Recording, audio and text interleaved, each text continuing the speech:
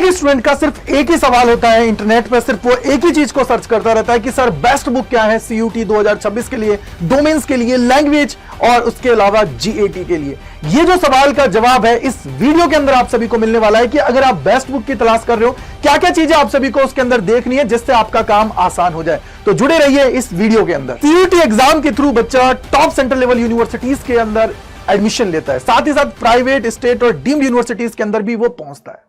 लेकिन जो सबसे बड़ी बात होती है इस एग्जाम को निकालने के लिए वो होता है स्टडी मटेरियल, कि हमें कौन सी बुक्स को फॉलो करना है। कोई बुक अगर हम लोग मार्केट में लेने जा रहे हैं तो क्या चीज हमें उसके अंदर देखनी है जिससे हमारा काम आसान हो जाए और हम लोग जो हमारा ड्रीम हमने देखा है उसकी तरफ एक कदम आगे बढ़ा लें।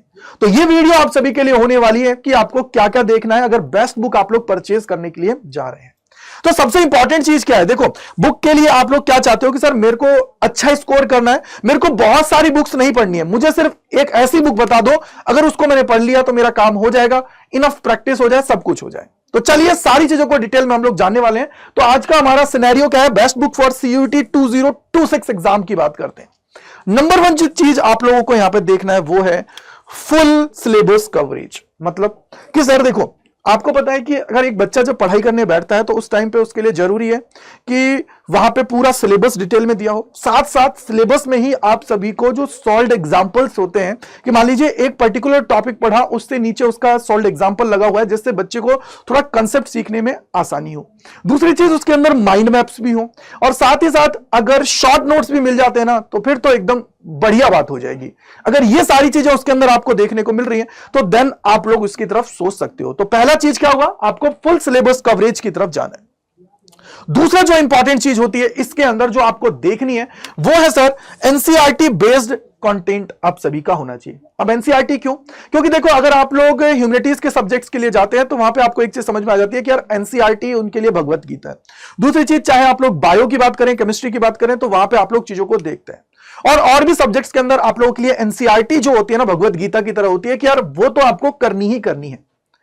तो इसलिए जरूरी है कि वो जो कंटेंट उसके अंदर है वो एनसीईआरटी बेस्ड हो। ऐसा नहीं है कि कुछ भी उसके अंदर लिखा है उससे हमारा काम नहीं होगा, उससे हमारा सिलेक्शन नहीं होगा। सिलेक्शन तब होगा जब हम लोग उस चीज को देखेंगे, जिससे आप लोगों को अलग से एनसीईआरटी पढ़ने की जरूरत ना पड़े। और अगर आप लोग पढ़ रहे हो तो वो तो बेस्ट है कि आप लोग अगर एनसीईआरटी को फॉलो कर रहे हो ना तो वो सबसे बेस्ट है, एनसीईआरटी फॉलो करो। साथ ही साथ कोई एक रेफरेंस बुक अगर आपके पास है तो काम हो जाएगा, लेकिन कंडीशन यही है। इसके बाद में थर्ड जो मोस्ट इंपॉर्टेंट है, ये तो भाई 100% होना चाहिए, प्रैक्टिस क्वेश्चंस। आप ये मान के चलो कि हर एक चैप्टर के अंदर आप सभी के लिए, आप जानते हो सीयूटी के अंदर एमसीक्यूज बेस्ड सवाल आते हैं, तो उसके अंदर बहुत सारे टाइप के सवाल बनते हैं। तो एटलीस्ट हर एक चैप्टर का उसके अंदर 70 से 80 सवाल मिनिमम होने चाहिए। 70 से 80 सवाल हो तो काम हो जाएगा। क्योंकि अगर आप लोग प्रैक्टिस कर रहे हो, जैसे मैं अगर मेरी क्लासेस की बात करता हूं तो वहां पे मैं आपको डीपीपीस दे देता हूं, डीपीपीस के अंदर ही 100-150 सवाल होता है। फिर उसके अलावा अगर मैं बात करूं जो बैच के अंदर मैं पढ़ाता हूं, जो आपको सवाल सॉल्व कराता हूं, उसके अंदर 100 सवाल, यानी कि 250 सवाल तो वो हो गया। फिर अगर आप लोग यहां पे अलग अलग वैरायटी के और सवाल कर लेते हो तो आपका कॉन्फिडेंस इंक्रीज हो जाएगा। और साथ ही साथ अगर 2-4 सैंपल पेपर्स और पीवाईक्यूज के वो सेट लगे हुए हैं तो फिर तो बहुत अच्छी है चीज। यानी कि आपका प्रैक्टिस क्वेश्चंस होने चाहिए यार, तगड़े होने चाहिए। ये मान लो सॉल्व्ड एग्जांपल और सब चीजों को मिला लो तो कम से कम 100-125 क्वेश्चंस उसके अंदर आपको देखने को मिल जाए, तब चीज है। अदरवाइज तो यार मल्टीपल बुक्स लेके आएंगे तो कोई मतलब नहीं निकलेगा। क्योंकि अगर इस बुक को भी पढ़ रहा हूं, उसको भी पढ़ रहा हूं, उसको भी पढ़ रहा हूं, 4 बुक को पढ़ रहा हूं, बाद में पता लग रहा है कि कुछ दिमाग के अंदर आया ही नहीं। तो इसलिए जरूरी है कि एक बुक को पढ़ो लेकिन मल्टीपल टाइम्स पढ़ो, ये थोड़ा सा ध्यान रखने की आपको जरूरत है। अब इसके बाद में क्या हुआ सर, जो इसके बाद में सबसे इंपॉर्टेंट रोल होता है ना वो होता है पीवाईक्यूज का। ऐसा क्यों बोल रहा हूं मैं? क्योंकि देखो पीवाईक्यूज से बहुत सारे सवालों का पैटर्न आप सभी को आइडिया लग जाता है कि कौन सा ऐसा टॉपिक है जहां से सबसे ज्यादा आपसे सवाल पूछे जा रहे हैं, कौन सा ऐसा टॉपिक है जहां से चीजें आप सभी से सबसे ज्यादा आ रही हैं। तो वो सारी चीजें कहां से मिलती हैं? वो सारी चीजें यहीं से आपको देखने को मिलती हैं। यानी कि पीवाईक्यूज 2022 से लेकर 2025 तक एटलीस्ट आपको कवर करने, और अगर ये चैप्टर वाइज मिल जाते हैं तो बहुत अच्छी बात है। चैप्टर वाइज मिल गए तो आपका काम आसान हो जाएगा कि यार इस चैप्टर से ये सवाल आए और उसके अंदर ईयर मेंशन हो, काम हो जाएगा। तो इसलिए जरूरी है कि हमें पीवाईक्यूज लगाना बहुत जरूरी है। पीवाईक्यूज ये मान लीजिए 60% जो है वो पुराने पैटर्न से रिलेटेड आता है, 40% वो लोग क्या करते हैं कुछ नया ट्राई करने की कोशिश करते हैं। तो एटलीस्ट मेरा 60% पहले तैयार हो जाए, 40% के लिए मैं बाकी लड़ाई कर लूंगा। लेकिन जरूरत है कि सारे पीवाईक्यूज उसके अंदर हो, सारे नहीं हो तो कम से कम 80% आपके पीवाईक्यूज उसके अंदर, उस बुक के अंदर होने चाहिए। इसके बाद में जो पांचवा सबसे इंपॉर्टेंट पॉइंट आता है वो है अपडेटेड एग्जाम पैटर्न। अब ऐसा नहीं है ना कि सर कोई बुक ऐसी है जिसके अंदर, जैसे मैं अगर फिजिक्स की बात करूं सर 2022-23 के अंदर कम्युनिकेशन सिस्टम उसके अंदर आता था, 24 के अंदर वो चीज चेंज हुई, 25 के अंदर चेंज हो गई।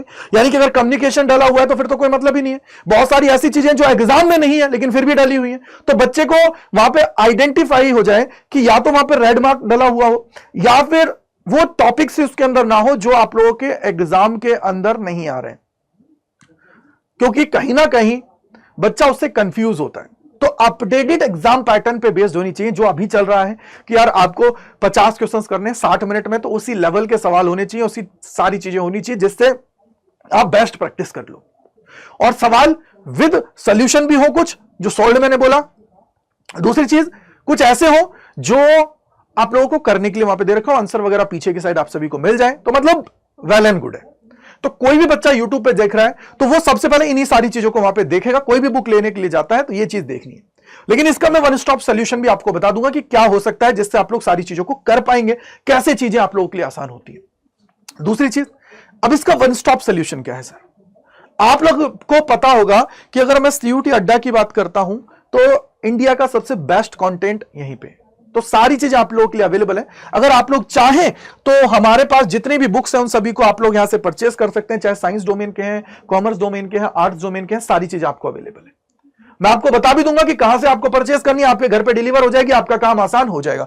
बस याद रखिएगा Y485 कूपन कोड लगाना है। उसके पीछे का रीजन ये कि मुझे पता लगे कि भाई कितने ऐसे बच्चे हैं जो मेरे थ्रू आए हैं, जिससे मैं उनका थोड़ा और एक्स्ट्रा ध्यान रखूं। राइट है, तो इसका ध्यान आपको कर लेना है। इसके बाद में ये टेलीग्राम चैनल ज्वाइन कर लेना है, जिससे आपको सारी इंफॉर्मेशन और सारी चीजें मिलती रहे। अब कैसे क्या चीजें हैं उनकी बात भी कर लेते हैं, और यहां पे इस मेल पे आपको मेल कर देना है अगर कोई डाउट, कोई परेशानी है तो सबसे पहले आप कैसे इनको परचेस कर सकते हो, तो उसके लिए आपको क्या करना है, सबसे पहले यहां पे डालना है क्या है, करियर्स अड्डा, CUT अड्डा आ जाएगा, पहले क्लिक करेंगे। इसके बाद में ऑल कोर्सेज पे, अब देखो अगर आपको बैचेस चाहिए तो बैचेस भी आप लोग ले सकते हो, बुक्स चाहिए तो बुक्स भी ले सकते हो, सब कुछ है।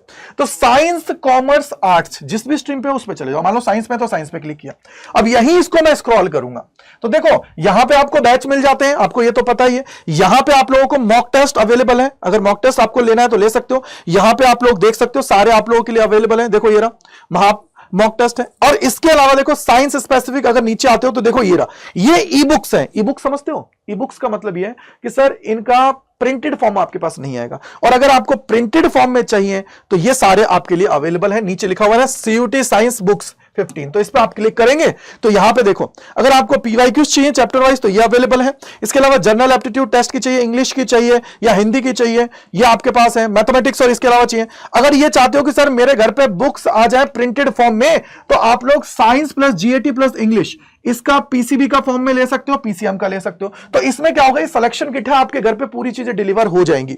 तो इसको भी आप लोग कर सकते हो। 12 प्रिंटेड बुक्स आपके पास में आ जाएंगी। जैसे इस पे आप लोग गए तो यहां पे देखो सारी चीजें आपके लिए अवेलेबल है। क्या क्या आएगा, English plus GAT plus science PCM की जो बुक्स है वो आएंगे। तो इसके अंदर सिलेक्शन किट है, तो बुक्स आपके घर पे डिलीवर हो जाएंगे। मोर ऑफर्स पे जाना है, यहां पे कूपन कोड लगाना है, वो है Y485। ठीक है, ये लगाते ही आपको एक 2400 रुपए का पड़ेगा। लेकिन बेटा सारी बुक्स आपके लिए बेस्ट है, लेटेस्ट पैटर्न है, सब कुछ है, PYQs भी इसके अंदर इंक्लूडेड है। तो आप सभी इसका फायदा उठा के ले सकते हो, बुक्स अपने घर पे मंगवा सकते हो। अगर इंडिविजुअल बुक्स चाहिए तो वो भी आपको मिल जाएंगे, मैंने आपको सेक्शंस बता दिए। इसी तरीके से कॉमर्स में भी, इसी तरीके से आप लोग आर्ट्स में भी जा सकते हो और बुक्स को परचेस करके आगे बढ़ सकते हो और अच्छे से प्रिपरेशन कर सकते हो। अगर आप फोन में देख के बोलूंगा कि अगर उनको कोई प्रॉब्लम नहीं है तो आप लोग उसमें भी ई-बुक्स की फॉर्म में भी ले सकते हो। तो thank you, bye bye to all, God bless you, जय हिंद, जय भारत। कमेंट सेक्शन के अंदर बताइएगा अगर कोई भी परेशानी है, उसको हम लोग दूर करेंगे। Bye bye to all.